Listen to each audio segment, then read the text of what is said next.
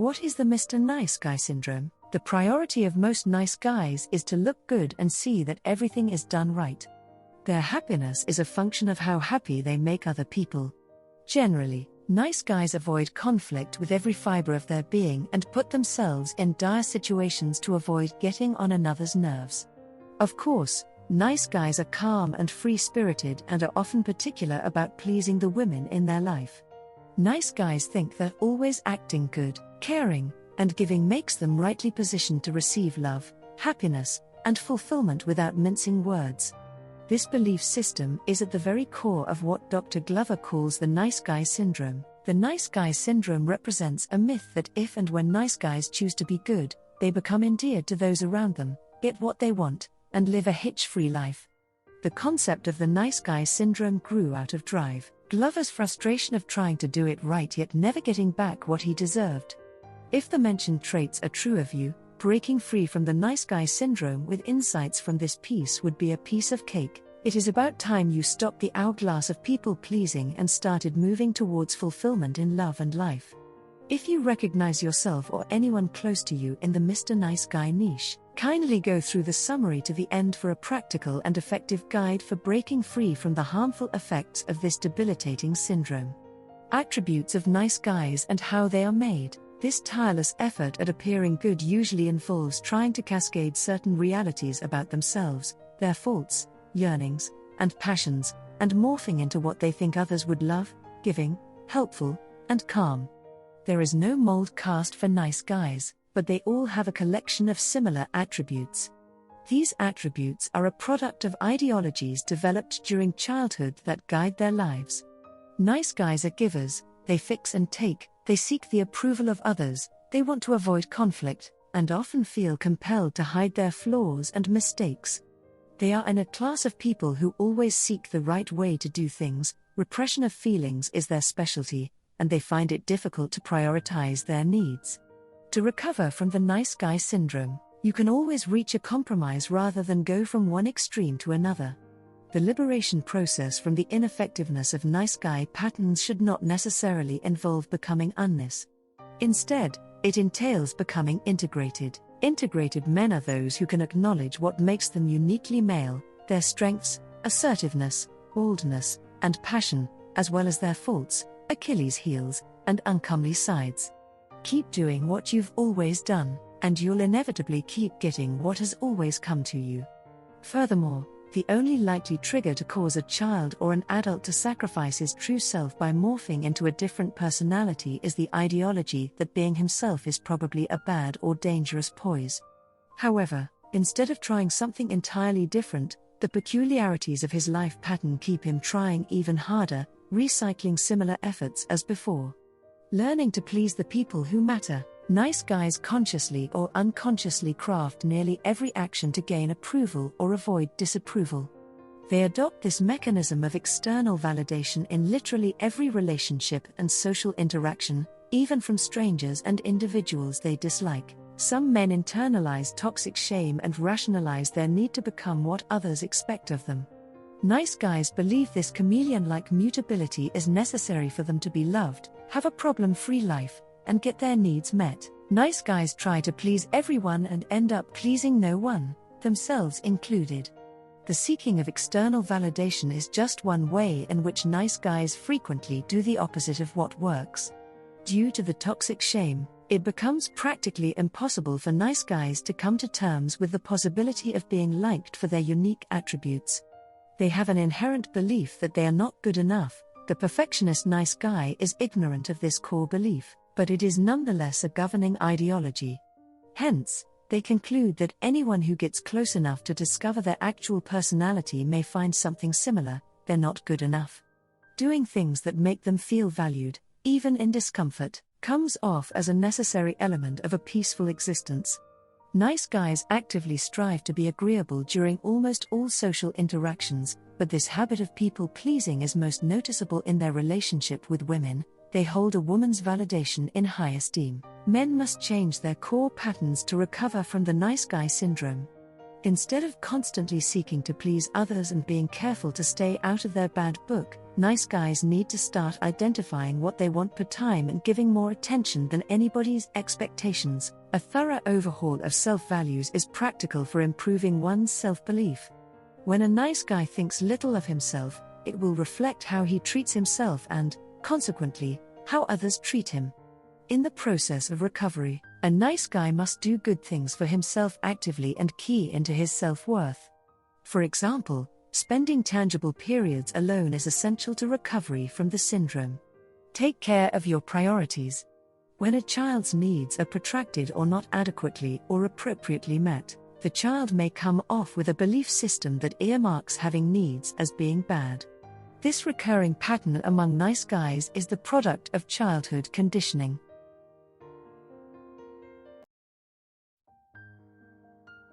Due to the survival mechanisms from childhood, nice guys often think it to be virtuous having little or no needs. But beneath the facade of needlessness, all nice guys are often in dire need, albeit suppressed. Consequently, when trying to get a need met, nice guys are often unclear, indirect, controlling, and manipulative, since getting their needs met easily is strange to them and at variance with their childhood ideologies and patterns. Nice guys are skeptical and suspicious when it happens. It may be difficult for nice guys to understand and acknowledge how this concept has come to be. They are often scared of getting what they want and may go to great lengths to ensure they don't. Nice guys achieve this impressive feat by subconsciously gravitating toward needy or unavailable people and not being direct with their objectives. They also go into unprofitable and heavily lump-sided relationships, sometimes pushing people away and sabotaging the efforts of others to help them out of tight corners. A common way nice guys get their needs met using covert contracts is through caretaking. They believe their caretaking roles qualify them as loving and make them good people. But, in reality, caretaking has little or nothing to do with being good or loving. Make a decision to put yourself first for a weekend or even a whole week. Tell the people around you what you are doing. For example, nice guys may give gifts, surprises, back rubs, sex, and affection because they want such to be reciprocated. They will mentally condition their partner to take a day off, take a trip, buy a new outfit, go to the doctor, quit a job, or go back to school, yet would not permit themselves the same privilege. A fast lane to recovery for nice guys is learning to put themselves first and consequently saying no to the trend of sacrificing to survive. Reclaim your power and masculinity. Nice guys are wimps, and calling them wimps may not be a very nice thing to say, but it's the reality. They tend to be weak in outlook and are often at the receiving end of victimization in their interactions. Their life patterns and childhood survival mechanisms require them to sacrifice their power. Despite the continual efforts of nice guys to create a seamless, problem-free life, two major factors often prevent them from actualizing this goal. Firstly, the effort seems impossible to achieve for them. Life is far from smooth, even for the not-so-nice guys. Human existence is, by its very nature, chaotic. Life is full of unpredictable circumstances that are often beyond anyone's control. There is no key to a seamless life. Striving to qualify as good or doing everything right doesn't absolve nice guys from life's quintessential chaos and fluid realities. After all, life isn't a walk in the park, it's a sprint through a minefield. It's pleasant to be a guy, contrary to prevailing sentiments of the last few decades. Many nice guys find connection with other men difficult because of the scarcity of male model figures extending from childhood. Due to the lack of a positive bond with their father, these men could not learn the basic skills required for building productive relationships with other men. So far, the disconnection of nice guys from other men or a belief in being different from other men persists. They automatically deny themselves the benefits of male companionship and membership in a masculine community. Due to their filial and social conditioning, nice guys are more likely to seek the approval of women over that of men. So, connecting with other men is essential to reclaiming masculinity, and building such relationships requires conscious effort. Hence, recovering nice guys are expected to willingly make time, take risks, and adapt to being vulnerable. The lack of free time seems to be a limiting factor that keeps many nice guys from connecting with other men. Since many nice guys are preoccupied with their work, wives, and families, they must sacrifice some of these to call a friend, go golfing, talk with a neighbor, or attend a ball game. Get a fulfilling love life and relationship. Nice guys usually have it hard concerning intimate relationships. Like any other person, they crave happiness and intimacy with their significant other. Nevertheless, intimacy proves elusive for a large spectrum of men in this category. Intimacy, by its nature, would necessitate the nice guy to do a thorough self-assessment and become vulnerable enough to permit others to understand their true personality. Intimacy would require the nice guy to get vulnerable with that special someone and grant them access to the core of their very being.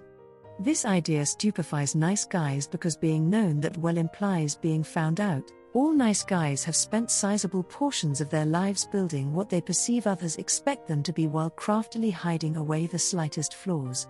A demand for intimacy is an embodiment of the greatest fears of nice guys. You are the only person on this planet responsible for your needs, wants, and happiness.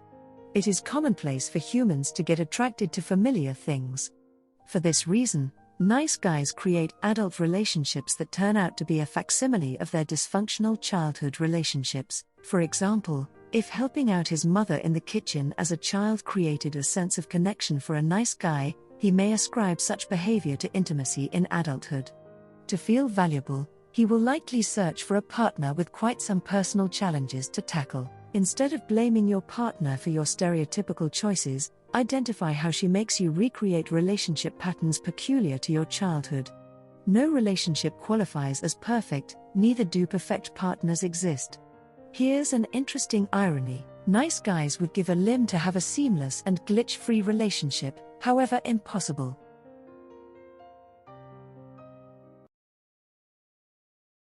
The only route to a healthy relationship. No one would outrightly acknowledge being prosthetic or secretive to get another to cozy up with them. Nonetheless, it remains a typical pattern in the intimate relationships of nice guys. A satisfying and fulfilling sex life can be yours. Most nice guys helplessly relapse to toxic shame, abandonment experiences, and dysfunctional survival mechanisms when it comes to issues of sexuality. It will not be an error to say that nice guys commonly have significant problems in their sex life. The sexual issues of nice guys stem from several shoots, however, the most common are sexual dysfunction, not getting enough sex, compulsive sexual behaviors, and having to settle for less than satisfying sex. Add all these problems together, and you have many sexually dissatisfied men on your hands. Nice guys don't have much sex or don't have much good sex. Though most nice guys quickly blame the problem on external entities, the opposite often turns out to be the truth. Nice guys themselves are usually the masterminds behind their subnormal sex lives. More often than not, the nicer the guy, the darker the sexual secrets. On some occasions, the nice guy's partner feels culpable, but it is seldom ever their fault. It's just that very little about the persona of nice guys lights a spark or turns on a prospective partner.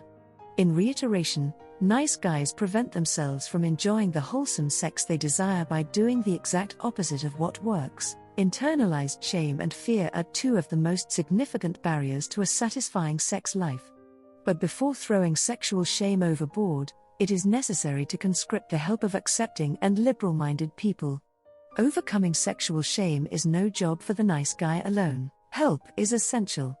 To spurn sexual shame and fear, a recovering nice guy must expose all aspects of his sexual self to safe, supportive people. Such revelations drive the nice guy to let go of his shame and fear. Furthermore, his emotions are lightened up from the heaviness of keeping those secrets all along. Just as we find in nature, no aphrodisiac works better than self-confidence. As recovering nice guys begin to get comfortable living in their skin, they automatically become more attractive to potential partners. Self-respect, integrity, and courage look good on any man. As recovering nice guys choose and follow their self-crafted trajectory in life, people around them respond accordingly. Did you know? A 2008 study at New Mexico State University in Las Cruces showed that nice guys report having significantly fewer sexual partners than bad boys. Work towards your passion and purpose in your career, work, and life. Since nice guys are particular about seeking approval, playing it safe, hiding their flaws, and doing the opposite of what works, it's not surprising that many live far below their potential. Unfulfilled lives are the greatest blight caused by the nice guy syndrome, countless talented and intelligent men wasting their lives and wallowing in the mire of mediocrity. Fear is another common factor that poses a major problem for nice guys. It governs a nice guy's every action and decision. The essence of life is evolution and change. And for a natural and complete progression of this process in any individual, they must be willing to let go of control. When recovering nice guys let go, they permit the lucky and beautiful chaos of creation to take its course. The inevitable product is a dynamic, rich, and fulfilling life. Nice guys find it difficult to come to terms with the fact that the universe is abundant and ever-expanding. Nice guys are primarily satisfied with looking just good enough. But to be outstanding, to rise above the lot, invites so much unwanted attention and inquisition. The floodlights of success tend to illuminate the self-perceived flaws and cracks of nice guys. Developing a healthy view of self and the world and how the two relate allows one to begin a full and free internalization of the universe's abundance, whether in the form of money or love. Sometimes it manifests as a fulfilling sex life or the bright lights of fame, and in some instances, it encompasses all of the above. As nice guys stop seeking approval and stop trying to hide their perceived flaws, they open a door to start getting what they really want in love and life. Nice guys think that a series of mold-cast rules govern the universe. They believe deciphering these rules and strictly following through on them would make a seamless and happy life. They also think dire punishment is impending for those who fail to discern and keep to rules. Discovering one's passion and purpose requires understanding what works and what doesn't. Hypothetical rules do not govern mature and successful people, they create rules of their own, meted by only one standard. Do they work? Unfulfilled lives are the greatest blight caused by the nice guy syndrome, countless talented and intelligent men wasting their lives and wallowing in the mire of mediocrity. Fear is another common factor that poses a major problem for nice guys. It governs a nice guy's every action and decision. The essence of life is evolution and change. And for a natural and complete progression of this process in any individual, they must be willing to let go of control. When recovering nice guys let go, they permit the lucky and beautiful chaos of creation to take its course. The inevitable product is a dynamic, rich, and fulfilling life. Conclusion. Nice guys generally have multiple attributes in common. It is peculiar for nice guys to live condescending lives, constantly adjusting their personalities and activities to fit the requirements of people around them. By far, nice guys are the perfect specimens and victims of narcissism. In a bid to make everyone around them happy, nice guys tend to achieve the contrary in most cases and end up worn out, discouraged, and feeling inadequate. In reality, living life to its fullest by putting themselves first is what they need. Afterward, they can list a few select people they may pledge their pleasing allegiance to. Contrary to the remaining not-so-nice populace, nice guys find it difficult to put themselves first. This trait is so bad that they often refuse favors and help, even though such an offer would have improved their life considerably. Recovery from this overly unselfish poise entails the nice guy taking care of his priorities before others. Nice guys are primarily satisfied with looking just good enough. But to be outstanding, to rise above the lot, invites so much unwanted attention and inquisition. The floodlights of success tend to illuminate the self-perceived flaws and cracks of nice guys. Developing a healthy view of self and the world and how the two relate allows one to begin a full and free internalization of the universe's abundance, whether in the form of money or love. Sometimes it manifests as a fulfilling sex life or the bright lights of fame. And in some instances, it encompasses all of the above. Most folks are attracted to men who have a sense of self. Putting the self first doesn't drive people away, it attracts them. Putting the self first is essential for getting what one wants in love and life. Nice guys think that a series of mold-cast rules govern the universe.